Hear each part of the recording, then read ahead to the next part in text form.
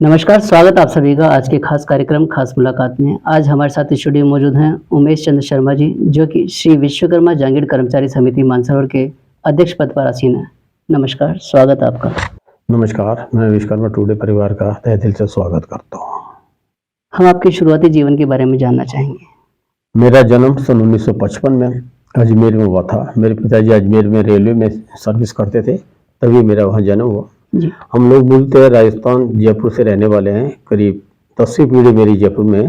पुश्तैनी मकान हमारा शहर सुभाष चौक पे है और हाल फिलहाल मैं तारानगर डी खिंडी फाटक झोटवाड़ा पे रहता हूँ। मेरे पिताजी का नाम स्वर्गीय श्री लल्लू नारायण जी, माताजी का नाम स्वर्गीय श्रीमती जीवनी भाई।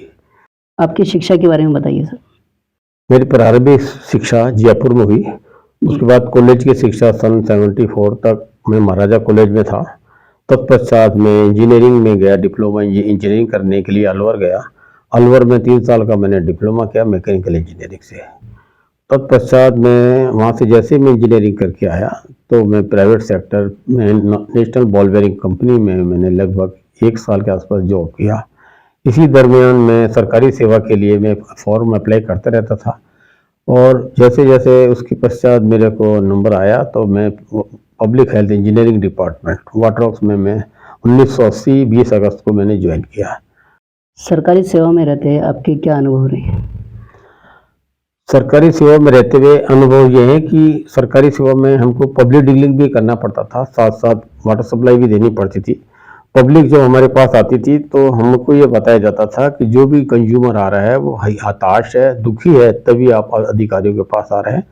अदरवाइज उनको इस तरह से पोलाइटली उनका व्यवहार रहना चाहिए, हम लोगों का रहना चाहिए, जिससे आने वाले को ये एहसास हो कि भाई हम जिस पद पर बैठे हैं हम उनका समस्या का निराकरण कर सकेंगे। जी, और इसी को भावना को देखते हुए हम इसमें लगातार जुड़े रहे। वाटर सप्लाई में भी जुड़ते रहे। जयपुर वाटर सप्लाई में करीब मैं 27 साल जॉब में करा, अलग अलग क्षेत्र के अंदर, revenue sector, water supply sector, maintenance में और प्रोजेक्ट के अंदर। सरकारी सेवा में रहते हुए आपके क्या-क्या अचीवमेंट्स रहे हैं? सरकारी सेवा में रहते हुए सबसे बड़ा अचीवमेंट मेरे को ये हुआ कि हम लोग किस तरह से कम मतलब वो पानी की या जो भी हमारे पास संसाधन है जी, उसको ज़्यादा से ज़्यादा हम कैसे प्रेफर करके लोगों को पहुंचा सकें, लोगों की समस्याओं का निराकरण कर सकें। बिल्कुल। पानी जल ही जीवन है। इसको देखते हुए हम लोगों को ये अप्रिशिएट करते थे कि किस तरह से पानी का बचत करना है, कितने वेस्टेज नहीं हो पानी, और इस पानी की उपयोगिता उनको बताया जाता था। पानी जो आपके पास आ रहा है बड़ी मुश्किल से आ रहा है, 24 आवर स्टाफ काम करता है। आप जब भी नल खोलते हैं या पानी की रिक्वायरमेंट होती है पड़ते हैं तो आपको आधा घंटा या पौन घंटा जब पानी मिलता है उसके लिए पूरा विभाग कड़ी मेहनत से पानी का इकट्ठा करता है 20-22 घंटे में, तब आपको लोगों को मिलता है। तो हम उनको मोटिवेट करते थे पानी का वेस्टेज नहीं कराएं और उनको एक एक बूंद को बचाया जाए। सरकारी सेवा में रहते हैं, आपका समाज सेवा में किस तरह से रुझान हुआ? सरकारी सेवा में रहते रहते समाज सेवा ये हुआ कि मेरे जो फूफा जी थे माधो दास जी, जी, इंजीनियर साहब थे, पीडब्ल्यूडी में एक्शन थे, वो मेरे खास फूफा जी थे और उन्होंने वो समाज सेवा से भी जुड़े थे और प्रथम राजस्थान के प्रधान अध्यक्ष भी थे वो। उन्होंने हमको मोटिवेट किया अब जॉब में रहते रहते समाज की भी कोई सेवा करनी चाहिए। समाज ने हमको बहुत कुछ दिया है, अगर हम सक्षम है तो समाज की पूरी सेवा करें। तब से हमारे दिल में भावना आई कि किस तरह से हम समाज से जुड़े, जो हमारे बच्चे, हमारे परिवार के भाई बंद हैं या समाज के कुटुंब वाले हैं जो नहीं पढ़ पा रहे हैं, उनको हम कैसे मोटिवेट करके पढ़ाई के लिए प्रोत्साहित करा जाए। जी, तो धीरे धीरे हमारा लगाव ये हुआ। पहले हमने लाइब्रेरी भी खोली थी सुभाष चौक सीताराम जी के मंदिर में। जो बच्चे नहीं पढ़ पाते थे या जिनको कोई समझा नहीं पाते थे उनको हम ऐड भी दिया करते थे। शुरू से सन 1984 से हमारे दिल में भावना थी। धीरे धीरे भावना जॉब करते रहे, नौकरी करते रहे। जैसे मैं नौकरी से रिटायर हुआ साथ साथ काम चलता रहा। तत्पश्चात हम भी लगन हमारी शुरू से थी तो फिर समाज सेवा से जुड़ता चला गया। जी। श्री विश्वकर्मा जागीर कर्मचारी समिति में जो आप अभी अध्यक्ष पद पे हैं, इसका चुनाव का आपका किस तरह से मन में ख्याल आया?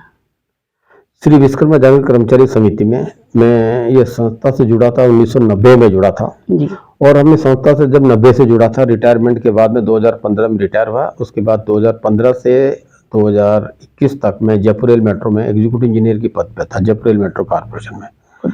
समिति का हम जब फ्री थे, रिटायर भी हो गए थे, समिति सब जगह फ्री हो गए थे, तो ये भावना आई कि क्यों नहीं कर्मचारी समिति से जब मैं सन 1990 से जुड़ा हुआ हूँ, तो मैं इस पद के लिए भी क्या अपने आप को मैं काबिल समझता हूँ। इसको देखते हुए मैंने कर्मचारी समिति का चुनाव लड़ा।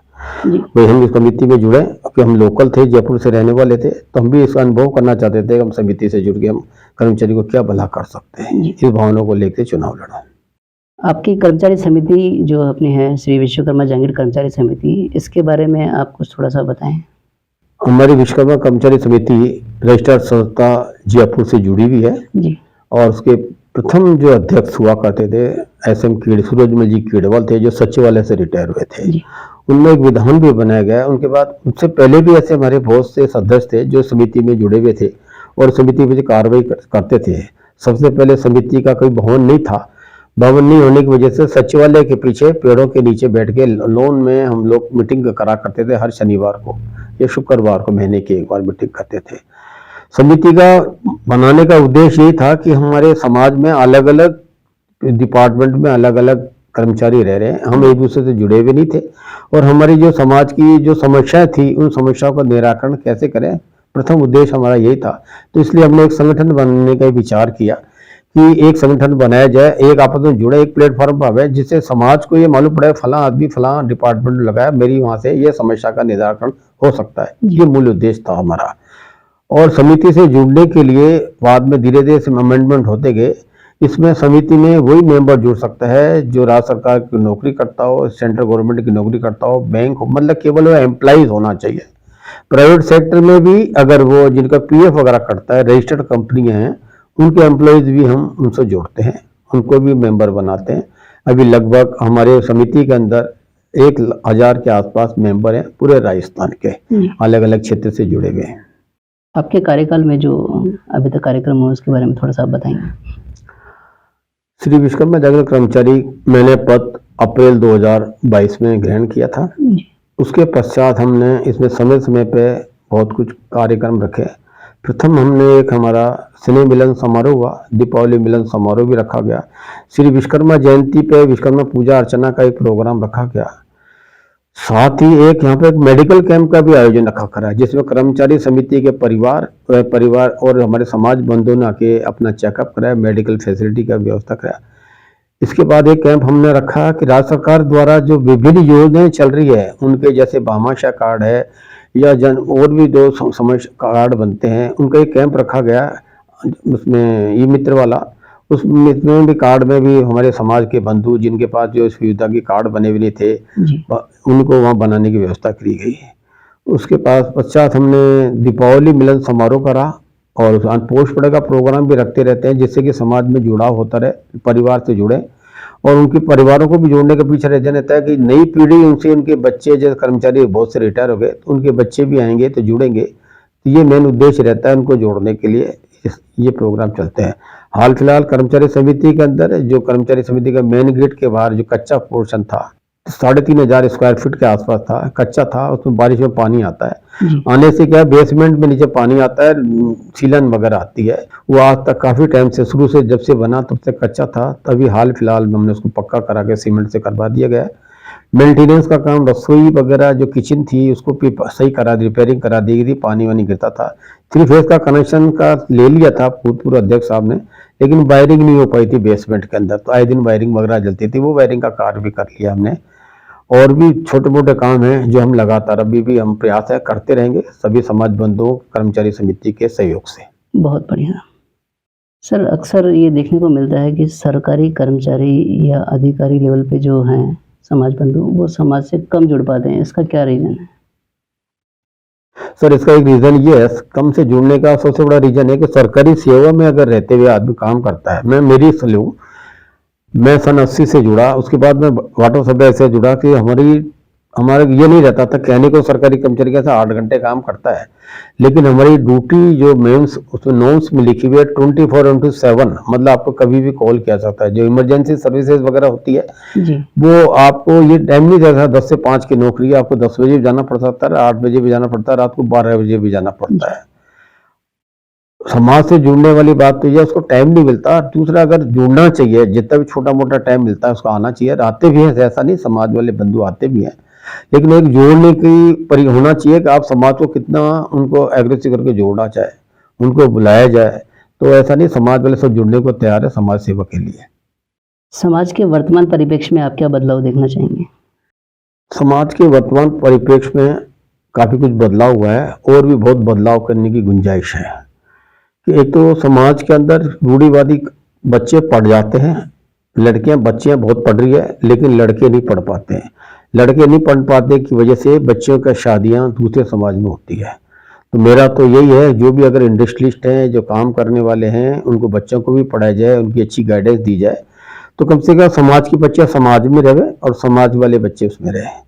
तो मेरा यह समाज के जो अग्रणी हमारे प्रधान जी हैं या प्रदेश अध्यक्ष हैं, जिला अध्यक्ष हैं, उनसे मैं अपील करूंगा कि कम से कम बच्चों की पढ़ाई के लिए भी इनको एग्रेसिव रखा जाए, जिससे बच्चे होनहार बने, आगे से आगे अच्छी पदों पर जावे, तो समाज का उत्थान होगा। अगर बच्चे परिवार पढ़ा लिखा होगा तो परिवार ही बढ़ेगा, समाज भी तरक्की करेगा। जी, आगामी 3 सितंबर को एक अपने विश्वकर्मा महाकुंभ होने की तैयारी है और उसके बारे में आपके क्या विचार? बहुत अच्छा प्रयास है हमारे समाज के जो अग्रणी नेताओं के द्वारा, प्रदेश अध्यक्ष द्वारा, प्रधान जी के द्वारा।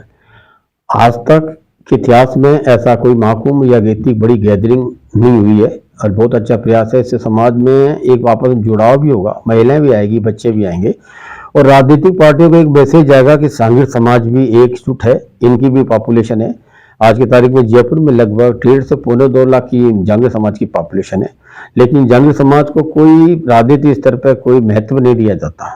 तो कम से कम इस प्रयास से ये होगा कि राजनीति की जो भी पार्टी है उनको लगेगा भी जांगीर समाज भी है और जिसका भी इसका प्रभाव, इनकी प्रभाव अपनी वोटिंग में भी पड़ सकता है, तो इनको क्यों नहीं इसकी भागीदारी, राजनीतिक भागीदारी दी जाए।